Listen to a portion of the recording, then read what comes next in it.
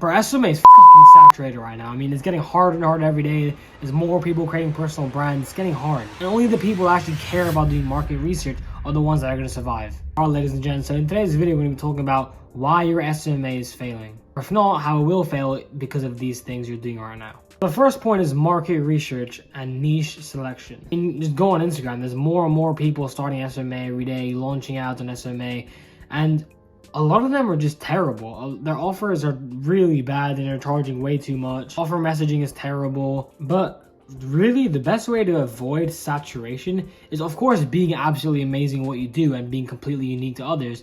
But it's also finding niches that are untapped. Like, no matter what you think about saturation in the market, there's obviously one niche that's completely untapped. No matter where you are in the world, no matter what service, there's always something that will always be untapped. And for people to take advantage of that and just a waiting gold mine. I'm telling you right now, just literally take out 2 days, just work super hard for like 1 day, finish all your client work, and then designate 2 days or 3 days to market research. Research where is untapped. Maybe there's local businesses around you that are just doing terrible. Maybe there's people on Facebook or a random niche on Facebook that has been literally untapped. No one knows what they are. They have terrible services that you could improve. Market research is incredibly important so you can pinpoint your niche and get a gold mine. And when you're first starting off and you don't have that many clients, 100% niche down. Niche down, and then once you've mastered that niche, once you've got a couple clients in that niche, then only then you can broaden out. You should go on ChatGPT and search up what are 5 random industries in the world, and it'll give you like solar, plumbing, paper, random stuff, right? And that's how you can find new niches that are untapped. 2 is bad contractor arbitrage. I'm sure maybe if you have a couple clients right now, if you don't have a couple clients, or maybe you're a coach and you want to find more people to do and you just can't handle the workload, that's where you need to put in contractor arbitrage. This is where you go on Fiverr, you go on Upwork, you go on Facebook, you do job posts, and you find contractors to do work for you at a cheap price, and then you slowly automate the business. So for example, my agency, Short Form Content, we of course do editing in our done for you system. We have contractor arbitrage where we hire editors to do the work for them. So for example, if we charge, okay, this is not my prices because I don't want to say my prices, but let's just say my prices were 1K a month. Yeah, so, and I contractor arbitraged all the editing for like $100 to $200 a month to my editor. That's the hard work out of the offer, right?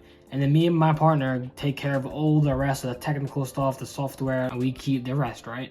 So that's the whole point of contractor arbitrage, to do the hard work for a cheap price, and then you can focus on the big stuff. And then maybe once you've scaled to higher figures, you can even automate that stuff you're doing right now to completely automate it, right? So outsource the hard and time-consuming work that you simply cannot do.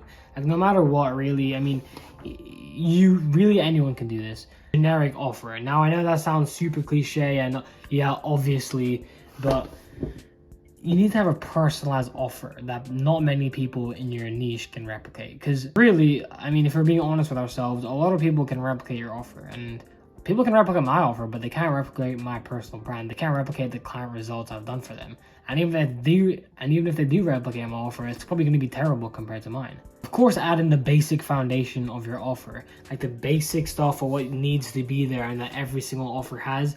That's the base, right? Every single offer needs to have that. It doesn't matter if it's unique, that's the base. But when I'm talking about having a personalized offer is adding in the extra stuff that people can't do, like consulting calls, accountability checkup calls, caption designs, and whatever is related to your service. Do something extremely unique that the client might be like, that's a bit weird, but it's super helpful, isn't it? Like a consulting call at the end of the month for accountability and review. That's something that we do. And that's something that's super unique, but so helpful for organization and everything, right? And that people in our niche can't really replicate. And even if they can replicate, they just don't have the ideas to replicate. Make sure it's something that the client hasn't heard a million times and hasn't gone through a million ads just doing the same things of, oh, I'll get you 25 leads or you don't pay, right? Now that's an offer that I've literally seen myself on my phone scrolling. I've seen that so many times, that same ad exactly so many times. All right, so that's how you're gonna personalize your thing. Do that tiny touch at the end of the base to personalize your offer. So those are 3 things that I think are gonna scale your SMMA. But once you scale there, these 3 tips are not only gonna scale you, but the most important part is retain you at that big level you're gonna be at. There's no point building up and then just getting destroyed because you don't have these fundamentals down. And let me know in the comments what you think about this video. And like always, I wish you the very best.